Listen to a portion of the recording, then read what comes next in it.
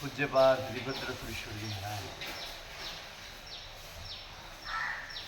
આપણી અંદરની ઉત્તમતાને ઉજાગર કરવાનો માર્ગ છે. પ્રાણી માત્ર સારા અને નરસા બંનેનો સરવાળો છે. બધું જ ભર્યું છે આપણી અંદર, સારું પણ અને નરસું પણ. મનવા તું રાવણ તું રામ, રાવણની વૃત્તિ પણ આપણી અંદર છે અને રામની ઉત્તમતા પણ આપણી અંદર છે. આપણે કોના ઉપર ફોકસ કરીએ છીએ, કોને બહાર લાવવાની મહેનત કરીએ છીએ, એના ઉપર આપણું ભવિષ્ય, આપણું જીવન બધું જ અવલંબે છે.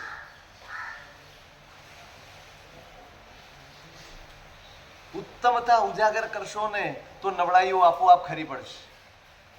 અઘરું છે ઉત્તમતા ઉજાગર કરી અને પછી એમાં ટકી રહેવું, બહુ અઘરું છે, બહુ જ અઘરું છે. તપ માંગે છે, આ તપ છે. એક તો સારું ગમે નહીં, સારું સૂઝે નહીં, અને સૂઝે તો એ રસ્તે પગલું માંડવું બહુ અઘરું હોય. મેં કાલે કહ્યું બધું જ છોડવું પડે.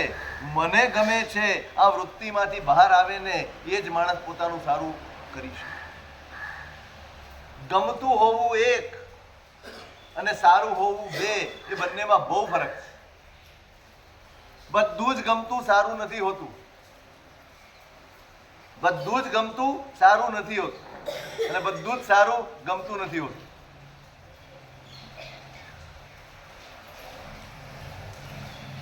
આપણા ગમા અણગમા છોડીને મારું હિત શેમાં છે એમાં જોડાય ત્યારે આ સ્થિતિ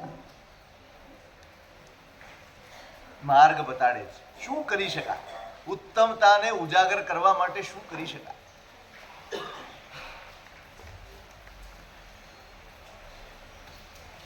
હજી તો બે જ બતાડ્યા છે. પેલા ન્યાય નીતિ પૂર્વકનું જીવન અને ગૃહસ્થ જીવનની જે અનિવાર્ય સ્થિતિ છે એમાં કઈ રીતે રહેવું, એને કેવી રીતે જોડવી, એ બે વાત બતાડે. ત્રીજો ગુણ બતાડે છે દૃષ્ટા દૃષ્ટ બાધા ભીતતા. પ્રત્યક્ષ દેખાતું ખોટું અને એક પરોક્ષ ખોટું, આ બંનેથી ડરતા રહેવું. આલોક અને પરલોક બંનેના અહિતથી ડરતા રહેવું, આ પણ મનુષ્ય સહજ ગુણ હોવો. ધર્મની વાત નથી અહીંયા, અહીંયા ધર્મની વાત નથી. અહીંયા તો હજી તમે માણસ તરીકે, મનુષ્ય તરીકેની પાત્રતા મેળવો ને પછી ધર્મની પાત્રતા આવે. શરીરથી મનુષ્ય હોવું અને સ્વભાવથી મનુષ્ય હોવું એમાં બહુ ફરક છે. આહાર નિદ્રા ભય મૈથુનાની સામાન્ય મે તત્ પશુભિર નરાણામ ધર્મો હિ તેષામ અધિકો વિશેષ ધર્મેણ હીના પશુભિઃ સમાના. બધી જ સંજ્ઞા આપણામાં અને પશુઓમાં, આહાર, નિદ્રા, ભય, મૈથુન, આ બધી સંજ્ઞા જેવી આપણામાં છે એવી જ પશુઓમાં પણ. તો આપણામાં અને પશુમાં ફરક શું?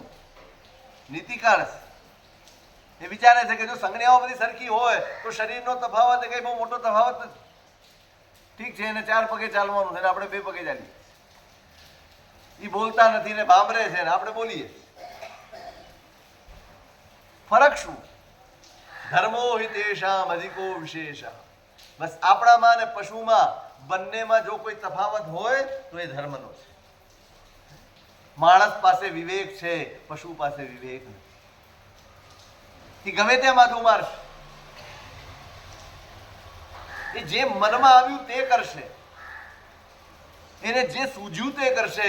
એને લગામ ન હોય, એને વિવેક ન હોય, એને મર્યાદા ન હોય. માણસમાં આ ધર્મ છે, એનામાં લગામ છે, એનામાં વિવેક છે, એનામાં મર્યાદા છે. એ પોતાની જાતને રોકી શકે છે, ખોટાથી અટકાવી શકે છે. માનવતા આ જ છે. આપણું મનુષ્યપણું અહીંયા છે, આપણા વિવેકમાં ઉજાગર થાય. જેનો વિવેક ઉજાગર થતો નથી ને ધર્મેણ હીના પશુભિઃ સમાના.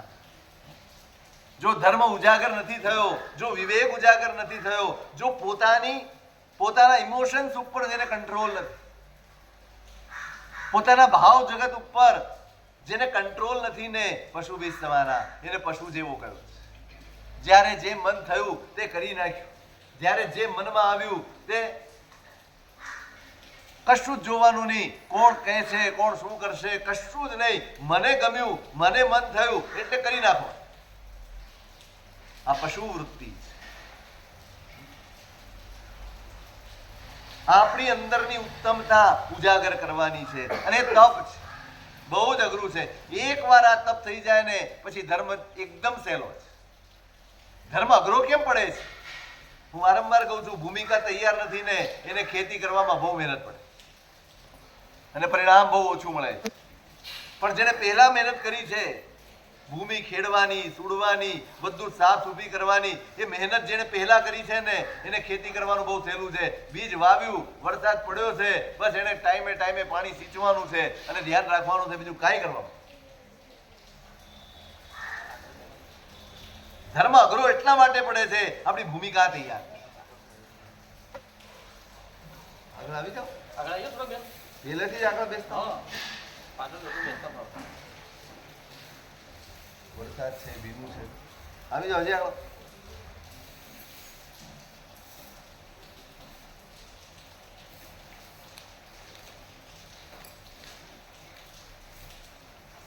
શું શું હોવું ઘટે?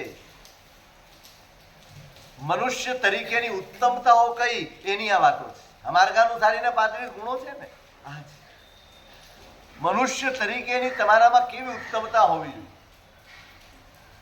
રોજ તપાસ કરવી જોઈએ. આપણે રોજ બેલેન્સ શીટ તપાસ કરીએ છીએ, રોજ તપાસીએ આજે કેટલું કમાયા, આજે શું કર્યું, શું નથી કર્યું, બધું જ વ્યવહાર જગતનું બધું જ તપાસીએ છીએ. પણ આપણા જીવન વિશે આપણે એટલા જાગૃત નથી, આપણા જીવન વિશે આપણે એટલા સજગ નથી, આપણા જીવન વિશે આપણે એટલા ગંભીર નથી. આપણને એમ છે કે આપણે કમાઈ લઈએ છીએ, આપણું જીવન વ્યવહાર બરાબર રીતે ચાલે છે, આપણી વ્યવસ્થાઓ ગોઠવાઈ ગઈ છે, આપણા છોકરાઓ ગોઠવાઈ ગયા છે, બસ એનું નામ જ જીવન છે. આટલું જ જીવન છે. આજીવિકા આ જ ભવ પૂરતી છે, જીવન તો અનંત છે. આપણે જેની ચિંતા કરીએ છીએ ને એ તો માત્ર આ ભવ પૂરતું જ છે. જીવન તો આગળ પણ ચાલવાનું છે અને જીવનમાં આ બધું કશું જ ઉપયોગમાં નહીં આવે. આપણે જીવન વિશે કેટલા ચિંતિત, આપણે જીવન વિશે કેટલા ગંભીર. પ્રત્યહમ પ્રત્યવેક્ષેત નરશ્ચરિતમાત્મનઃ કિમનું મે પશુભિસ્તુલ્યમ કિમનું સત્પુરુષૈરિતિ. પ્રત્યહમ પ્રત્યવેક્ષેત.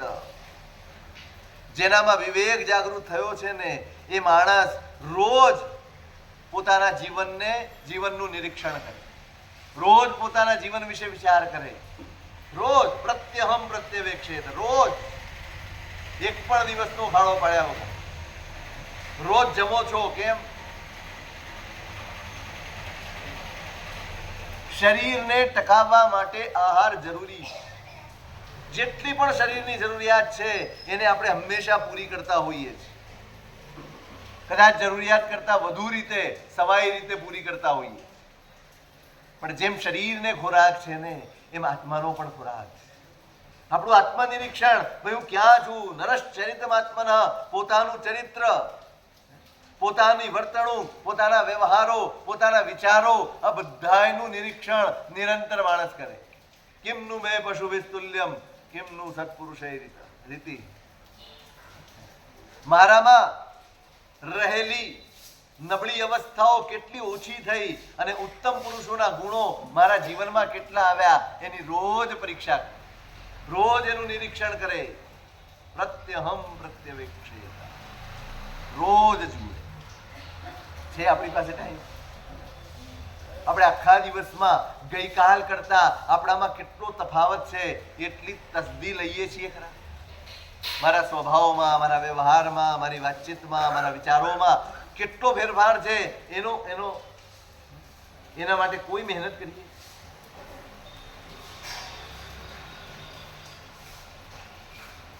અહીંયા એ બતાડે છે. બસ તમારી ઉત્તમતાને ઉજાગર કરો.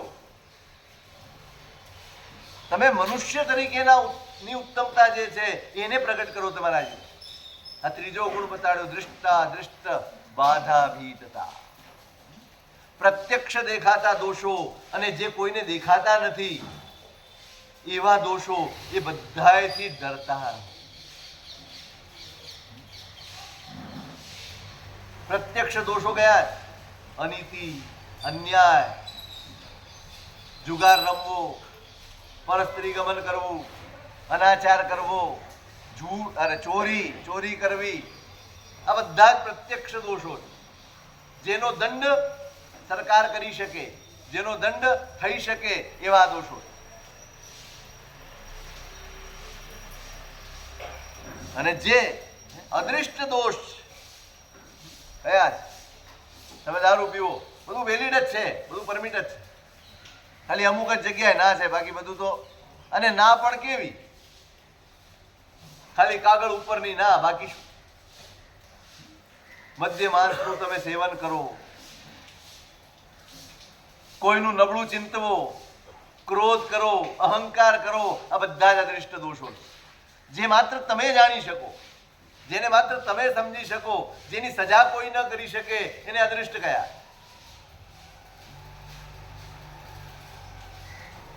આ બંનેથી આવતી બાધાઓની ચિંતા કરવી, એનાથી ડરવું જોઈએ. ઘણીવાર બહારથી તો આપણે ડરતા હોઈએ છીએ. બહારના અકૃત્યો છે, હિંસા છે, ચોરી છે, જુગાર છે, આ બધા જ કાર્યોથી આમ તો માણસ ડરે છે. કારણ કે જાહેરમાં આબરૂ જાય છે, કારણ કે જાહેરમાં સજા મળે છે, કારણ કે સમાજમાં આપણી પ્રતિષ્ઠાને કલંક લાગે છે. માટે કદાચ આપણે બહારનું તો સાચવી લઈએ છીએ, પણ અદૃષ્ટ જે દોષો છે એ દોષો પ્રત્યે આપણી જાગૃતિ કેટલી. જો બંનેને સમાવેશ કર્યા છે. જે તમારા વર્તમાન જીવનને અસર કરે એવા દોષો પણ નહીં, અને જે તમારા ભવિષ્યના જીવનને અસર કરે એવા દોષો પણ નહીં. બંનેથી ડરજો, બંનેથી સાવધાન રહેજો. માત્ર આ જીવન નહીં, માત્ર અત્યારે તમે આબરૂથી બચી જાઓ, માત્ર અત્યારે તમે બદનામીથી બચી જાઓ, એ બધું જ. પણ ભવાંતરની પણ ચિંતા કરવાની. આ જીવન પૂરતી નહીં, ભવિષ્યની પણ.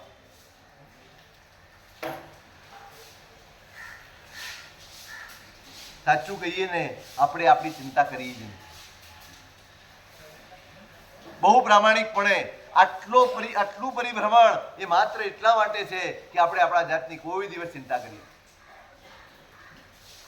પોતાની જાતની ચિંતા કરવી ને એનું નામ જ ધર્મ છે.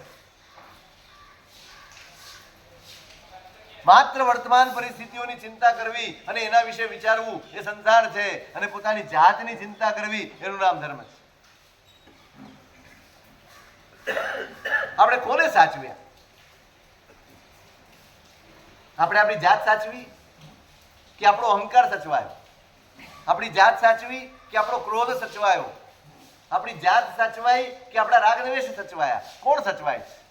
જ્યારે પણ પરિસ્થિતિ વિષમ બને, જ્યારે પણ પરિસ્થિતિ બદલાય, મને અનુકૂળ ન હોય એ પરિસ્થિતિમાં શું જળવાય? શું જળવાય? આપણે હંમેશા આપણા એ જ ભાવો, જે રાગ દ્વેષના ભાવો છે, જે મારા તારાના ભાવો છે, જે અહંકારને માયાના ભાવો છે, એ જ ભાવોને આપણે સાચવ્યા છે. આપણે આપણી જાતની ચિંતા નથી.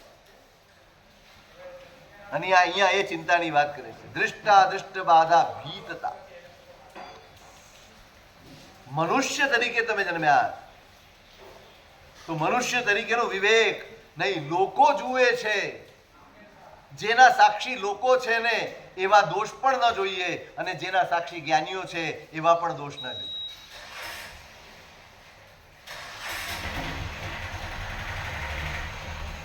જેને શાસ્ત્રો પાતક કહે છે, જેને શાસ્ત્રો દોષ કહે છે, જેને શાસ્ત્રો પાપ કહે છે એ પણ ન જોઈએ, અને જે લોકમાં પાપ કહેવાય છે એ પણ ન.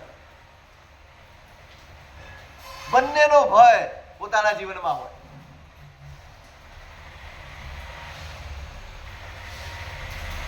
સચવાય, જળવાય. આપણે હંમેશા બહારના છબછબિયા કર્યા. એક વાત બરાબર સમજો, બહારના દોષો એટલા માટે છે કે અંદરથી તમે સાજા નથી. માણસ માંદો હોય ને તો ગમે તે લવારા કરે. તમે જોજો, અમુક દ્રવ્યો શરીરમાં ઘટી જાય ને એટલે માણસના મગજનું બેલેન્સ ન રહે. સોડિયમ ઘટી જાય ને એટલે માણસના મગજનું બેલેન્સ ન રહે, ગમે તે બોલે ને ડોક્ટર સાહેબ. એટલે ખબર પડી જાય કે ભાઈનું મીઠું, સોડિયમ એટલે મીઠું. આપણે કહીએ છીએ ગુજરાતીમાં બી મીઠું ઓછું છે ભાઈમાં.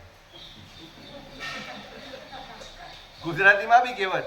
હવે ડોક્ટરની લાઈનમાં પણ એ જ છે, સોડિયમ ઓછું છે એટલે કંઈ પણ બબડાટ કરશે, કંઈ પણ બોલશે.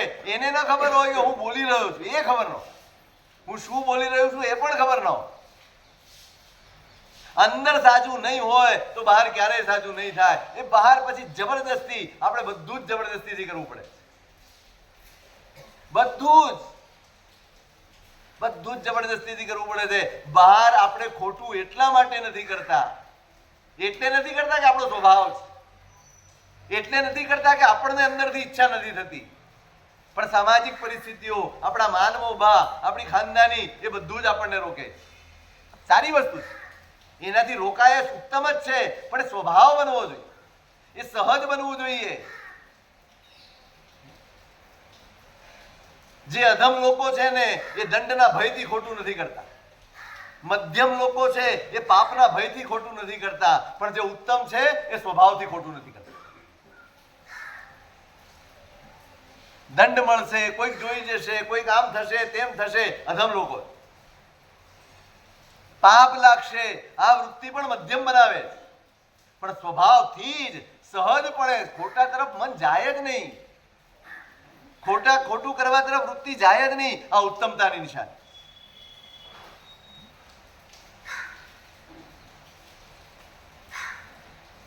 તપાસજો, આપણે જે નથી કરતા એ સ્વભાવથી. આપણે ત્યાં છે ને બધું જ ધરાવીને કરાવવામાં આવે. તમે જોજો, આપણો મોટા ભાગનો ધર્મ એ ભયનો ધર્મ છે. આમ કરશો તો પાપ લાગશે, આમ કરશો તો નરકમાં જવાશે, આમ કરશો તો આ થશે, આમ કરશો તો તે. બધી જ વાતે આપણે ત્યાં ભય ભય ભય ભય. અરે બાળ જીવો માટે ભય જરૂરી છે. પછીની એક હદ પછી તો સમજણ જ આવી. ભયથી કરેલો ધર્મ ક્યારેય ચિરંજીવી હોતો નથી. ભયથી કરેલું સત્કાર્ય એ ક્યારેય લાંબુ ટકતું નથી. કશું જ ટકે નહીં. ક્યાં સુધી ભય રહેશે? પછી એક ઉંમર આવશે ને પછી તમારા મગજમાં તર્કો. નાનું બાળક છે ને એ તમારી વાતો સ્વીકારી લેશે. હવે તો છોકરાઓએ તર્ક કરે તમારી સાથે. હવે છોકરાઓએ સવાલ કરે.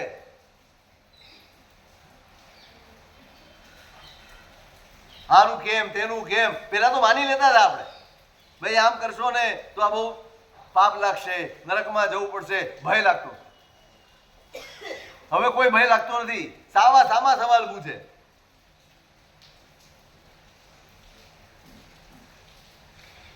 આપણે બધું જ ભયથી કરાવીએ છીએ અને આપણે સંતુષ્ટ થઈ જઈએ છીએ, રાજી થઈ જઈએ છીએ કે મારો છોકરો ધર્મ કરે, મારો છોકરો રાત્રે નથી ખાતો, મારો છોકરો આ નથી કરતો. રાજી થવા જેવું જ છે, પણ ધીમે ધીમે તમારી અંદર જાગવું જોઈએ કે આ છોકરો અત્યાર સુધી ભયથી કરે છે કે સમજણથી કરે છે. હવે એને સમજણથી છોડ્યું છે કે ભયથી, મારી મર્યાદાથી છોડે છે કે એકલો હોય તો પણ નથી કરતો? તપાસજો ક્યારે. ઉત્તમતા સ્વભાવ બનવી જોઈએ, ઉત્તમતા સહજ બનવી જોઈએ. ભય શરૂઆતમાં જરૂરી છે, પણ જેમ જેમ આગળ વધે તેમ તેમ સમજણ આપો. આપણે કાંદા, લસણ, બટાકા, શું કહેવાય ને, કંદમૂળ ખાતા નથી. કેમ નથી ખાતા? તમારા બધાની સમજણ શું છે? કંદમૂળ કેમ નથી ખાતા? શું થાય? પણ ખાઈ લો, ખાઈ લો, પાપ લાગે ને? પાપ જ લાગે ને, બીજું લાગે. શરૂઆત પાપના ભયથી થાય અને પૂર્ણાહુતિ કરુણાથી થાય. શરૂઆત પાપના ભયથી છોડે પણ પછી કરુણાથી છોડે. યાર, એક જીભને માટે, એક ક્ષણભરના સ્વાદને માટે થઈને અનંતા જીવોની વિરાધના કરું, અનંતા જીવોને હું પીડા આપું. પાપના ભયથી શરૂ થયેલી ધર્મની યાત્રા કરુણામાં પૂર્ણ થાય ને ત્યારે ધર્મ એ સ્વભાવ બને. આપણી યાત્રા પાપમાં જડવાઈ જાય. તમને પાપનો ભય કેમ છે? સાચું, પાપનો ભય કેમ છે? બોલો. પાપથી કેમ ડરો? દુર્ગતિથી કેમ ડરો? પાયો પકડો. દુઃખનો ભય છે ને માટે નથી કરતો. જો કોઈ કહી દે આનાથી કોઈ દુઃખ નહીં મળે તો હમણાં બધા શરૂ થઈ જાય. આપણને દુઃખનો ભય પુણ્ય તરફ ધકેલે. સંસારનો ભય જ ધર્મ પેદા કરે. દુઃખના ભયથી પુણ્ય જાગે, પુણ્ય તરફ જવાનું મન થાય. કારણ કે દુઃખનું નિવારણ પુણ્ય છે, સંસારનું નિવારણ ધર્મ છે. દુઃખનું નિવારણ શું? દુઃખની દવા શું? દુઃખની દવા પુણ્ય છે ભાઈ. સંસારની દવા ધર્મ છે. તમને ભય દુઃખનો કે સંસારનો?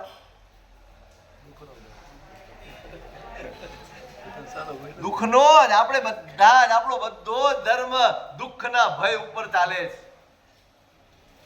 અને માટે દુઃખનો ભય છે ને માટે હજી ઈચ્છાઓ પડી છે અંદર. સંસારનો ભય હોત તો અંદર એક પણ ઈચ્છા ન હોય. સંસારનો ભય છે ને ઈચ્છા ન કરે. દુઃખનો ભય છે ઈચ્છા કર્યા કરશે. આ થઈ જાય, તે થઈ જાય, ફલાણું મળી જાય, ઢીકણું મળી જાય, શરીરનું સારું થઈ જાય, પરિવાર માંગ્યા જ કરશે.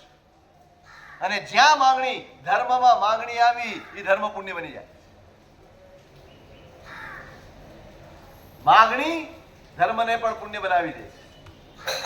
અને માંગણી નીકળી ગઈ તો પુણ્ય પણ ધર્મ બની જાય. ભયથી નહીં, સમજણ પૂર્વક કરો. શા માટે નથી ખાવાનું? સુખ તો મળે જ છે પણ નહીં. કરુણા, એક એક ત્યાગ. આ નળ ખુલ્લો રાખીને હાથ પગ નથી ધોવાના કેમ? કરુણા હોય. પાપ લાગે, પાપ લાગે, બાળકો માટે બરાબર છે, પણ તમારી ઉંમરે, તમારી સમજણે, આટલા વર્ષો પછી તમારા અહીંયામાં આ જોવું જોઈએ. આ નળ ખુલ્લો રહે એ વિરાધના છે અને સંવેદના હોવી.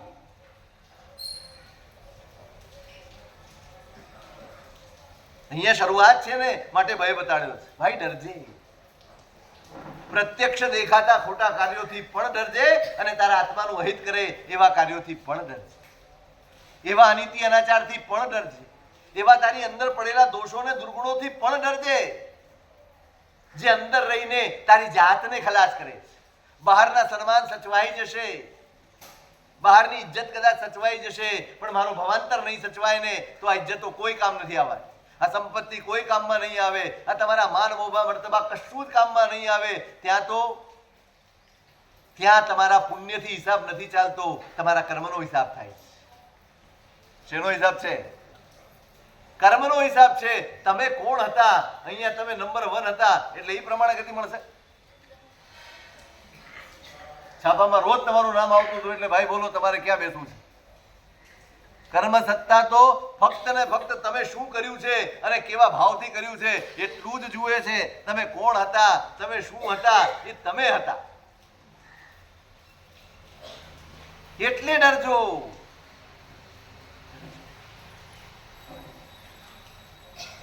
દૃષ્ટા દૃષ્ટ બાધા ભીતતા.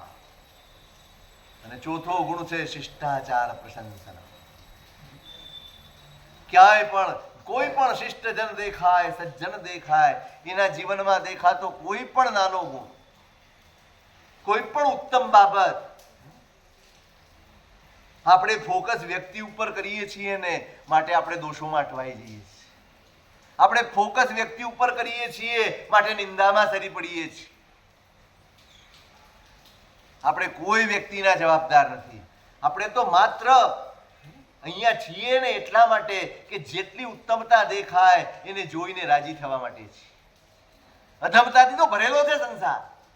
ડગલે ને પગલે ખોટું જોવા મળશે, ડગલે ને પગલે ખોટું સાંભળવા મળશે, ડગલે ને પગલે ખોટું વાંચવા મળશે. અઢળક ખોટું દેખાય. ખોટું જ વધારે છે. એમાંથી સારું શોધવાનું, એમાંથી ઉત્તમ શોધવાનું છે. એમાંથી શ્રેષ્ઠ શોધવાનું છે અને જોઈને રાજી રહેવાનું છે, રાજી જીવવાનું છે. ગમે તેવી સૃષ્ટિ છે, આટલું ઉત્તમ તો છે. ગમે તેવા કાર્યો અકાર્યો અનાચારો સેવાય છે અને છતાંય એવા સમયમાં પણ, એવા સંયોગો વચ્ચે પણ ઉત્તમ પુરુષો જોવા મળે છે. પ્રશંસનમ. તમારે સુખી રહેવું છે, તમારે રાજી જીવવું છે, આનંદથી જીવવું છે, નિશ્ચિંત જીવવું છે, બસ ઉત્તમતાને જોતા થઈ, શ્રેષ્ઠતાને જોતા થઈ જાઓ. બીજે બધેથી નજર ખસવી લો. તમે સમાચાર શા માટે જુઓ છો? તમે છાપું શા માટે વાંચો છો?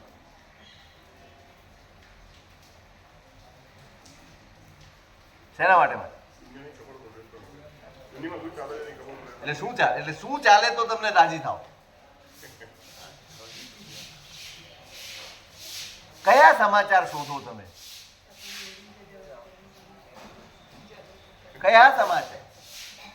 ટીવી સામે બેઠા હો તોય, અને બધું જ વાંચ્યા પછી, જોયા પછી શું કરો?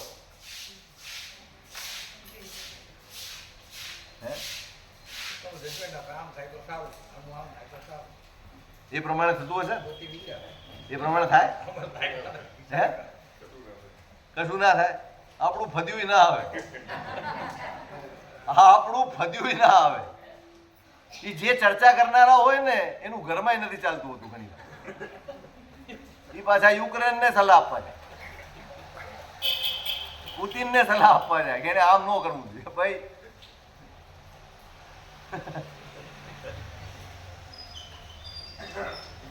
શું ભરો છો તમે તમારા મગજની અંદર? આપણે આટલાય સજગ નથી. મારા મગજમાં શું ભરવું, શું ન ભરવું, એટલી જાગૃતિ જેનામાં નથી, એ પોતાના અંદરની ઉત્તમતાને કેવી રીતે ઉજાગર કરી શકશે? કચરો જ ભરે જાઓ, એમાં જ રસ પડે છે. ઓલી રોજ સવારમાં ગાડી નીકળે તમારી, સવારે કે બપોરે, સૂકો ને ભીનો. આપણે પણ એ જ છીએ. જ્યાં જઈએ ત્યાંથી ઉપાડતા આવીએ, આવીને ઘરમાં ઠલવે, ફોનમાં ઠલવે, જ્યાં હોય ત્યાં ઠલવે. આ તો બિચારા ગાડીવાળા ઉલટા ઉલટાના સારા ગામનું ભેગું કરીને બહાર નાખ્યા, જેથી કોઈને નડે નહીં. આપણે બધું બહારનું લાવીને ઘરમાં નાખીએ. આવા તો કોઈ લોકો જ નથી જોયા કે બહારનો કચરો ઘરમાં નાખતા હોય. કેવી કેવી વાતો કરી. અરે અધમતાથી ભરેલું જ છે ચારે બાજુ. જ્યાં નજર કરશો, જ્યાં કાન માંડશો, જ્યાં મગજ દોડાવશો, ત્યાં નબળું મળી જ રહેશે. તમારે શું શોધવાનું? તમારે કોને પકડવાનું? ઉત્તમતા પકડવાની. કેવા કેવા શિષ્ટ પુરુષો છે, કેવા કેવા જીવો આ સંસારમાં, આ સમયમાં, આવા કળિયુગમાં, ઘોર કળિયુગમાં પોતાનું જીવન કેટલી મર્યાદા પૂર્વકનું, કેટલા ગુણ પૂર્વકનું જીવે છે ને, એ શોધો, એ વાત કરો. તમારા અંદરનું વાતાવરણ સારું નથી ને એટલે તમારા ઘરનું એ વાતાવરણ સારું. તમારા ઘરનું વાતાવરણ સારું નથી ને એટલે તમારા કુટુંબનું, પરિવારનું વાતાવરણ સારું નથી.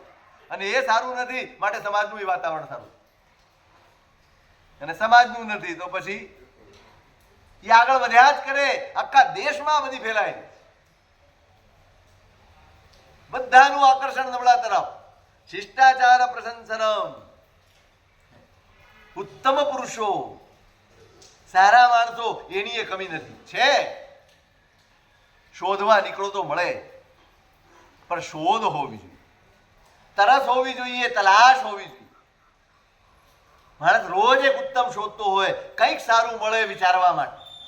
કદાચ છાપું વાંચતા હો ને, હું તો કહું વાંચવું જ ન જોઈએ. એક સારું વાંચવા માટે 50 નબળા સમાચાર વાંચવા, તોય મળે તો ઠીક. પેલા તો વચમાં ચાલુ થયું તો હવે ચાલુ થાય કે નહીં ખબર નહીં. એક સોમવારનો દિવસ પોઝિટિવ ન્યૂઝ આપવા એવું કંઈક હતું. ચેનલ આવે છે ગુડ ન્યૂઝ, એ જોતું કોઈ નહીં હોય.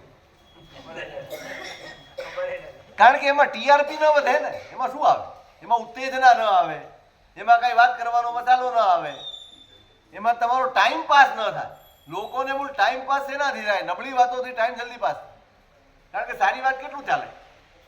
તમે બહેનોને જોજો, અરસપરસ વાત કરે ને તો કઈ વાત લાંબી ચાલે પૂછજો, કઈ વાત લાંબી ચાલે? કોકની પ્રશંસા કરવાની હોય તો 2 મિનિટમાં પૂરી થઈ જાય, પણ કોકનું નબળું બોલવાનું હોય ને, કારણ કે દરેક પાસે કંઈક હોય, દરેક પાસે ભાતું હોય અને બધા પીરસે એકબીજાને. શિષ્ટાચાર પ્રશંસા, ઉત્તમ આચારોની પ્રશંસા કરે. ઉત્તમ જ્યાં દેખાય, જેનું પણ દેખાય, ફોકસ બદલો, વ્યક્તિ ઉપરનો ફોકસ છોડી દો ભાઈ. જ્યાં સુધી વ્યક્તિ ઉપર ફોકસ છે ત્યાં સુધી તમારું મન, તમારા વિચારો મેલા થયા કરશે, મલિન થયા કરશે, નબળા બન્યા કરશે. વ્યક્તિ તો કર્મને અધીન છે, પણ એના આખા જીવનમાં જે કંઈ પણ ઉત્તમ હોય ને એને પકડી લો, એની અનુમોદના કરો, એનાથી રાજી રહો. એ કોણ છે, એ કેવો છે, કાંઈ નહીં, એને એક કામ પણ ઉત્તમ કર્યું છે ને, બસ અંદરથી રાજી. અહીંયા શિષ્ટાચાર કેવા કેવા હોય ને એનું એ વર્ણન કર્યું. આપણે એ કરવા બેસો ચોમાસું નીકળી જાય. લોકાપવાદ ભીરુત્વમ દીનાભ્યુદ્ધરણાદરઃ, લોકાપવાદથી ડરતો હોય આ શિષ્ટાચાર. સામાન્ય જનો છે, દીન અનાથ લોકો છે, એના માટે જે ઉદ્યમ કરતો હોય, પરિશ્રમ કરતો હોય, એ પણ શિષ્ટાચાર. કૃતજ્ઞતા જીવનમાં હોય, દાક્ષિણ્ય જીવનમાં હોય, સદાચાર હોય, આ બધા જ શિષ્ટાચાર. સર્વત્ર નિંદા સંત્યાગો. કોઈ જડ્યું જીવનમાં? અહીં લખ્યું છે ક્યાંય કોઈની ક્યારેય નિંદા ન કરતો હોય એવો કોઈ માણસ જડ્યો? શરૂઆત ક્યાંથી કરેલી તપાસ કરવાની? નહીં, આપણે તપાસ કરી, શરૂઆત આપણાથી કરવાની. હું ક્યારેય કોઈની નિંદા ન કરું એવું બને?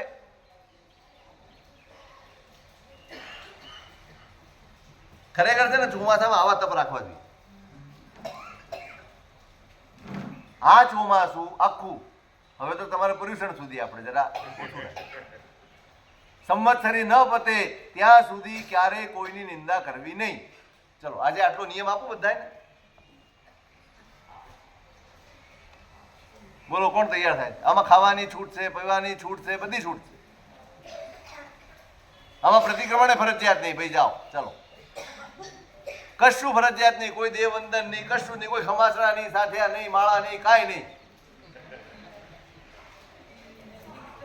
બોલો કેટલા જણ તૈયાર થાવ?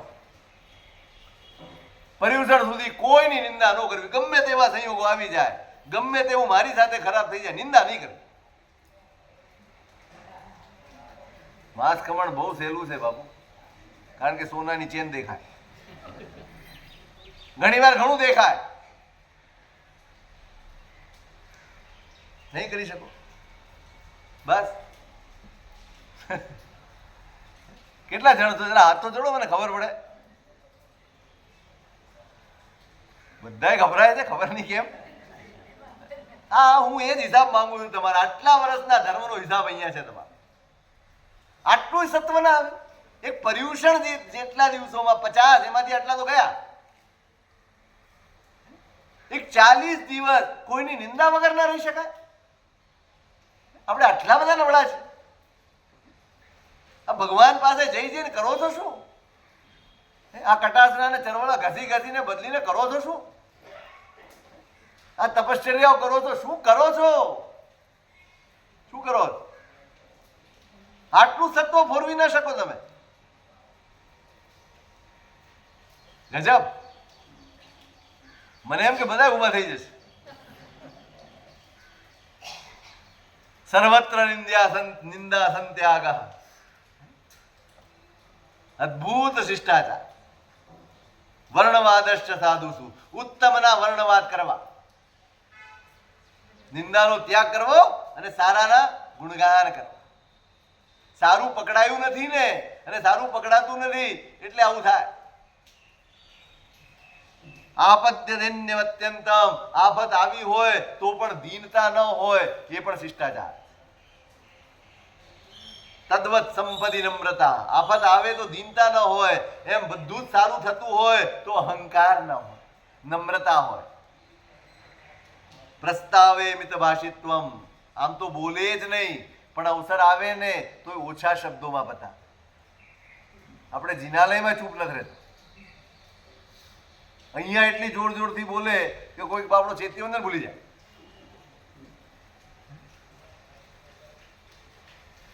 મને લાગે છે એકડે એકથી શીખવાડવું પડે એવું છે.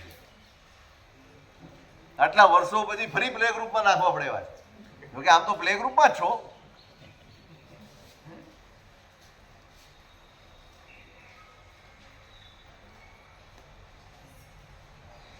અવિસંવાદનમ તથા બોલે તો પણ એવા વિરોધાભાસી વચનો ના બોલે, વિસંવાદી ના બોલે, વિવાદ ઉભા થઈ જાય એવી વાતો ન કરે. પ્રતિપન્ન ક્રિયા છે જે સ્વીકાર્યું હોય એ પૂરું કરે, વચન પાલનારો હોય. કુલ ધર્માનુપાલનમ પોતાના ઉત્તમ કુલાચારનું પાલન કરનારા. અસદ્વ્યય પરિત્યાગ બિનજરૂરી સંપત્તિનો દુર્વ્યય ન કરતો હોય. સ્થાને ચૈવ ક્રિયા સદા યોગ્ય જગ્યાએ જ સંપત્તિનો વ્યય કરતો હોય. પ્રધાન કાર્ય નિર્બંધ જેના વિશિષ્ટ ફળ હોય, જેનાથી પોતાને, પોતાના પરિવારને, પોતાના આત્માને લાભ થતા હોય એવા જ કાર્યોમાં ઉદ્યમ કરે. પ્રમાદસ્ય વિવર્ધનમ પ્રમાદને છોડીને ઉદ્યમ કરતો હોય. લોકાચારાનુવૃત્તિશ્ચ લોક વ્યવહારનું પાલન કરતો. સર્વત્ર ઔચિત્ય પાલનમ બધે જ જ્યાં જાય કોઈ પણ હોય સામે એને યોગ્ય જ વ્યવહાર કરે. નરક કરે. નોકર છે તો નોકરનું પણ ઔચિત્ય છે, વડીલો છે તો એનું પણ ઔચિત્ય છે. દરેકનું ઔચિત્ય છે અને એ ઔચિત્યને ક્યાંય ચૂકે નહીં. આ બધા શિષ્ટાચાર. પ્રવૃત્તિર્ગર્હિતે નેતિ નિંદ્ય કામમાં ક્યારેય પ્રવૃત્તિ ન હોય. પ્રાણે કંઠગતે રપી ગમે તેવી આફત આવે ને, ગમે તેવા સંયોગો ઊભા થાય ખોટું ન જ કરે. ગમે તેવો લાભ થતો હોય તો પણ ખોટું ન જ કરે. આ બધા જ શિષ્ટાચાર છે. જ્યાં દેખાય એની પ્રશંસા કરજો. તમારે તમારા જીવનમાં જે જોઈએ ને એની પ્રશંસા કરો. ઉત્તમની પ્રશંસા કરો તો તમારા જીવનમાં પણ ઉત્તમતા આવે. આ થયો ચોથો ગુણ શિષ્ટાચાર પ્રશંસા. પાંચમું, 6 દુશ્મનો છે આપણા. કેટલા ખબર છે? કોણ છે આપણા 6 દુશ્મનો?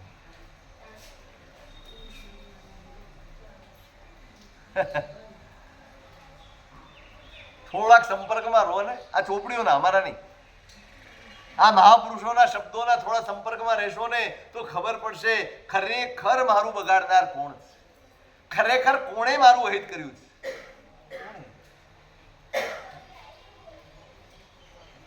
ચંડ કૌશિક થયો એમાં કોનો અપરાધ હતો?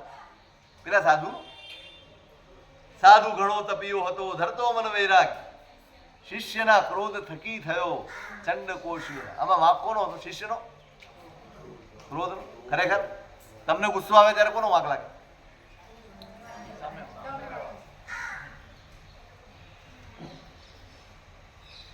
કોણ છે આપણું દુશ્મન? ઓળખવા જોઈએ.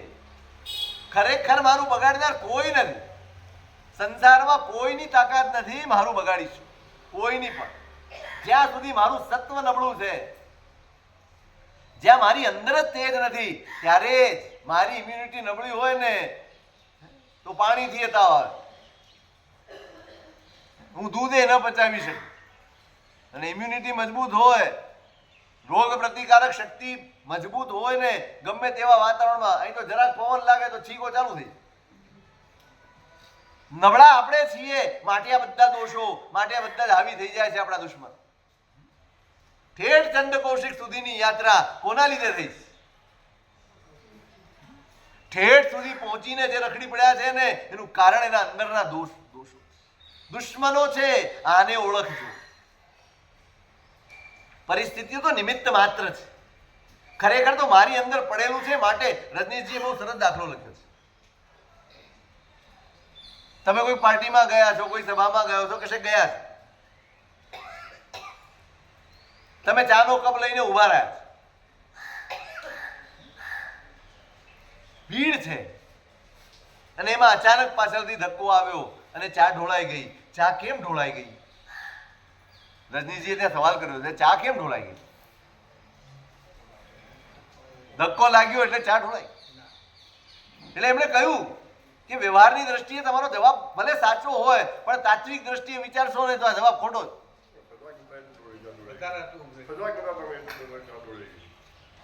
ચા હતી માટે ઢોળાઈ. એમણે જવાબ આપ્યો છે કે ચા હતી ને માટે ઢોળાણી. ભલે ધક્કો લાગ્યો, અત્યારે ધક્કો લાગે ઢોળાઈ જાય?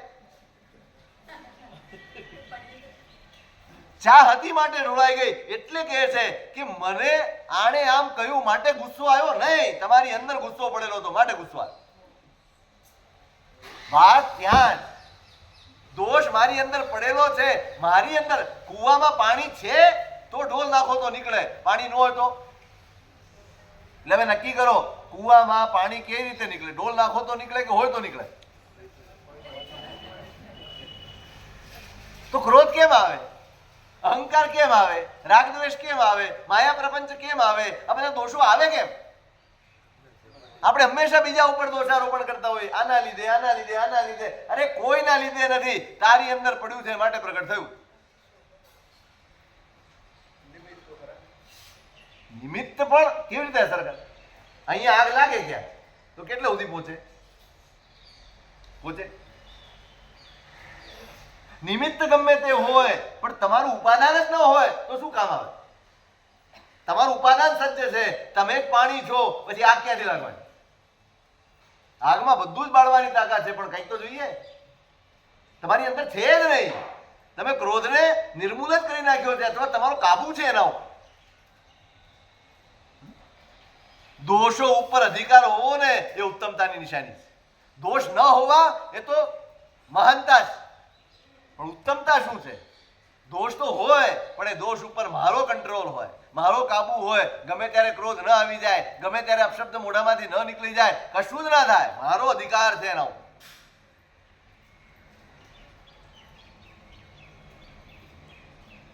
છ દુશ્મનો છે આપણા: કામ, ક્રોધ, લોભ, માન, મદ, હર્ષ. કેટલા દુશ્મન છે? એક તો ઈચ્છા દુશ્મન છે.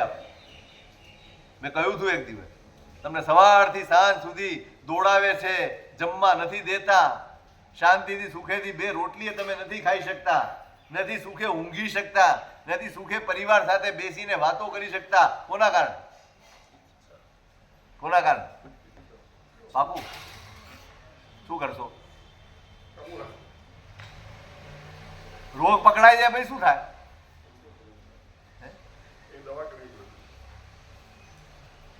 આપણે ઘણી વાર પકડ્યું પણ દવા કરી નથી. કોણ દોડાવે? ઈચ્છાઓ દોડાવે. સવારથી રાત. અરે જેના માટે કમાવો છો, ખાવા પીવા, આરામથી રહેવા જીવવા, બસ આરામ તો હોય જ નહીં. આપણે પેલું દરિયા કિનારે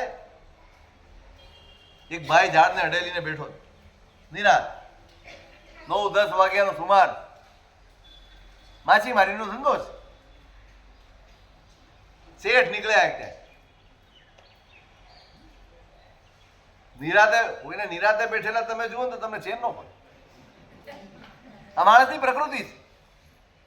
એને એમ થયું કે હું આમને આમ બેઠો છે, ઓલા બધા તો ત્યાં કામ કરે છે ને એમને નવરો બેઠો. કેમ ભાઈ આમ બેઠો છે? આજનું કામ પતી ગયું આપણું. આજનું કામ પતી ગયું એટલે હવે બેસી રહેવાનું? તો કે હા કેમ? અરે થોડું કામ કરને. ચિંતા કરે ને.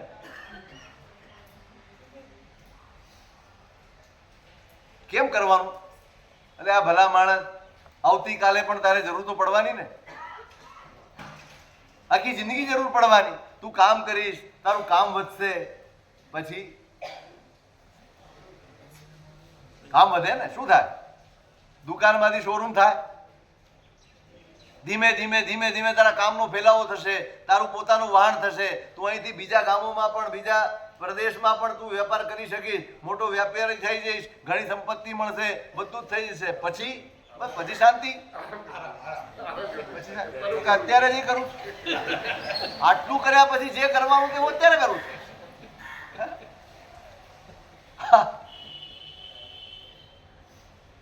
તમે શેના માટે કરો?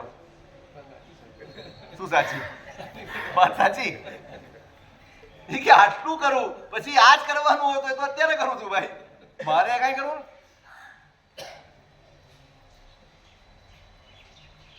શાંતિ આપણે જોઈતી જ ને. તમે શાંતિ માટે દોડો છો અને છેવટે આંખ મીચાય ત્યાં સુધી આપણને શાંતિ હોતી. આંખ મીચાય ત્યાં પેલા ડોસા મરવા પડ્યા પથારીમાં, ઉઠાય એવું છે નહીં.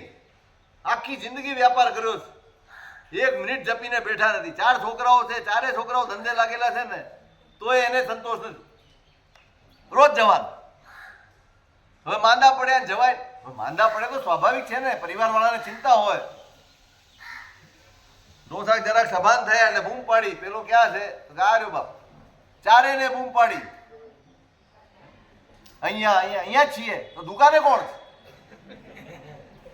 એટલે આ મરવા પડ્યો છે ભાઈ. ડોક્ટરે મુદતે આપી દીધી છે. ત્યાં પણ આખી જિંદગી શાંતિ માટે મધ્યા અને છેવટે પણ નહીં. ઈચ્છાઓ દોડાવે, ઈચ્છાઓ સંતાપ આપે. કામ કામ એટલે ઈચ્છા, કામ એટલે કામ. કોણ પીડે છે? આપણા જ દુર્ગુણો, આપણી જ નબળાઈઓ આપણને સુખે જીવવા દેતી. આપણું દુશ્મન છે. બીજો દુશ્મન છે ક્રોધ.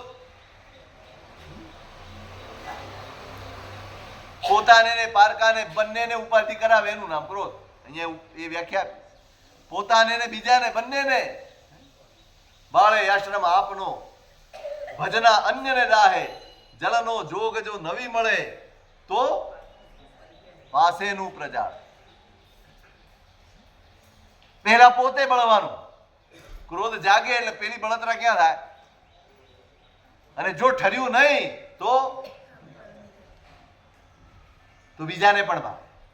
પોતાને અને બીજાને બધા એના અનર્થનું કારણ એનું નામ ક્રોધ. આ પણ એક આપણો દુશ્મન છે. લોભ ત્રીજો દુશ્મન છે. લોભની અદ્ભુત વ્યાખ્યા. દાનને યોગ્ય, પોતાની પાસે શક્તિ હોય, પોતાની પાસે સંપત્તિ હોય, આપી શકાય એમ હોય અને છતાંય આપે નહીં અને બીજાનું લેવાની ઈચ્છા કર્યા કરે એનું નામ લોભ.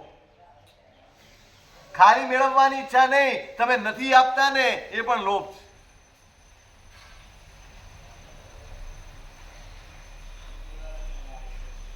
આ પણ દુશ્મન છે. બધું જ હોય, તમને સુખે ભોગવવા આખો દિવસ ચિંતા. પેલા શેઠ ને એક દાડો હિસાબ કરવાનું મન. આપણી પાસે કેટલી સંપત્તિ છે? મુનિમને બોલાવ્યા, મહેતાને બોલાવ્યા, બધાને બેસાડ્યા. કેટલી સંપત્તિ છે ભાઈ આપણી પાસે? બધો હિસાબ કરો સાહેબ. 3 પેઢી ચાલે એટલી સંપત્તિ છે આપણી.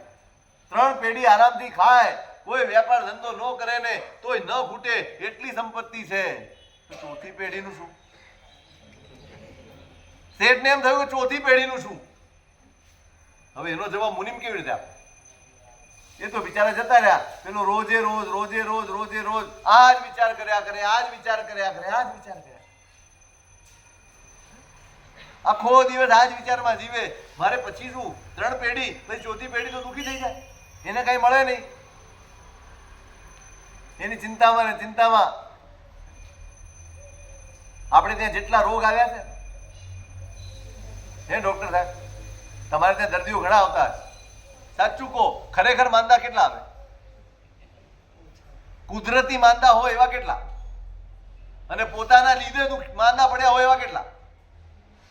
પોતાના સ્વભાવના લીધે, પોતાના અંદરના આ નબળાઈઓના લીધે, આ બધી ફોગટની ચિંતાઓના લીધે માંદા પડેલા મોટા ભાગે 90% દર્દીઓ પોતાના કારણે જ માંદા પડે. આપણને જે માંદગીઓ આવે છે ને એ અશાતાના ઉદયથી નથી આવતી, અણસમજના લીધે આવે. બધી વખતે આપણે કર્મ ઉપર ઢોલી દઈએ. દરેક બાબતમાં વાંક કર્મનો, તમારો તો કોઈ વાંક જ નહીં.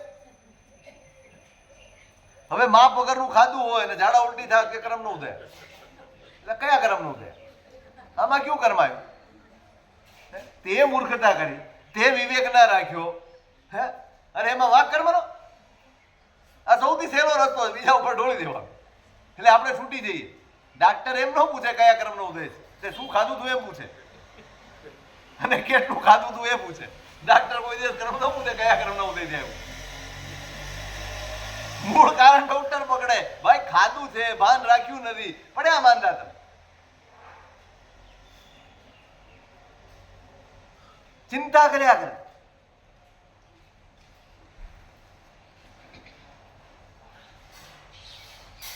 સતત એને ચિંતા શેઠ ને મારી ચોથી પેઢીનું શું, ચોથી એમને એમ માનતા પડી. એમાં કોઈ ગરીબ માણસ એને કીધું, કોઈ કે ઉપાય બતાડ્યો કે ભાઈ કોઈ સાધારણ માણસ હોય ને એને દાન આપજે તો તારી સંપત્તિ વધશે. એમાં કોઈ ગરીબ માણસ નીકળ્યો ત્યાં, એને બોલાવ્યો, ભાઈ આ તારે મને આપવું છે, મારે તને આપવું છે, ઉભા રહો, ઘરે પૂછીને આવું, ઘરે પૂછીને આવું. એને એમથી ઓલી લેવામાં ઘરે પૂછવા જવાનું. ગયો ઘરે, અડધો કલાક રહીને પાછો આવ્યો. શેઠે કીધું લે. નહીં શેઠ. કેમ? કે આજના પૂરતું અમારી પાસે છે, કાલની ચિંતા.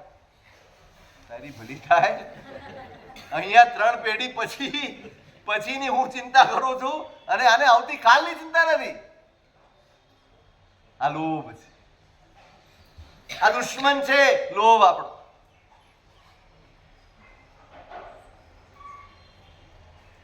માન,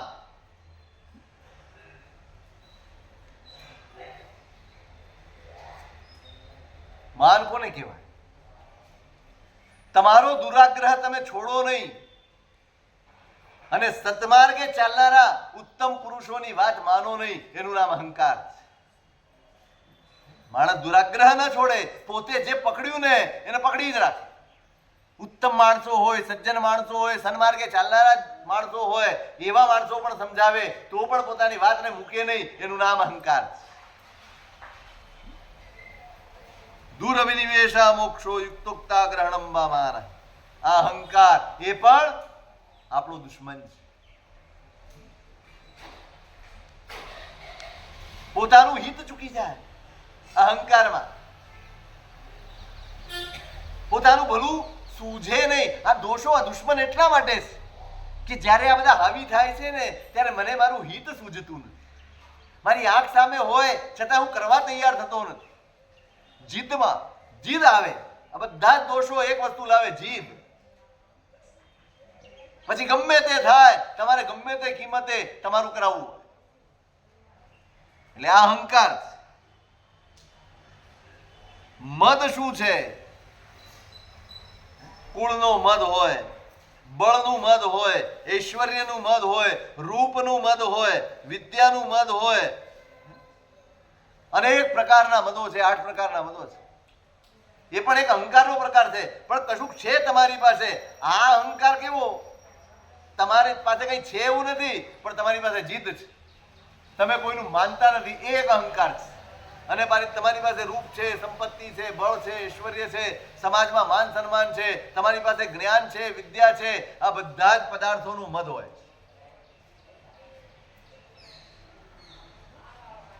આ પણ એક દુશ્મન છે. જેનો અહંકાર હોય ને, જેનો મદ હોય, ભવાંતરમાં નબળું મળે છે, ભવાંતરમાં હીન મળે છે. માટે હોય તો પણ એ તમારું નથી. બરાબર યાદ રાખજો, જે કંઈ પણ આજે આપણી પાસે છે એ આપણું નથી, કર્મનું આપેલું છે. આપણે જીવીએ છીએ ને કર્મની દયા ઉપર જીવીએ છીએ. કોની દયા ઉપર જીવીએ છીએ? કર્મ આપણને ખુશ કરી શકે છે, કર્મ આપણને લાચાર બનાવી શકે છે, કર્મ આપણને નિરાશ કરી શકે છે, કર્મ આપણને હરખાવી શકે છે. બધું જ કર્મ કરી શકે છે. તમે હરખાવા માટે સ્વતંત્ર નથી અને તમે રોવા માટે સ્વતંત્ર નથી. બધું જ કર્મ કરે છે. આ મળી ગયું તો હું રાજી, અને જરાક ઓછું વધતું થઈ ગયો તો હું હતાશ થઈ જાઉં. આ મદ છે. અને હર્ષ,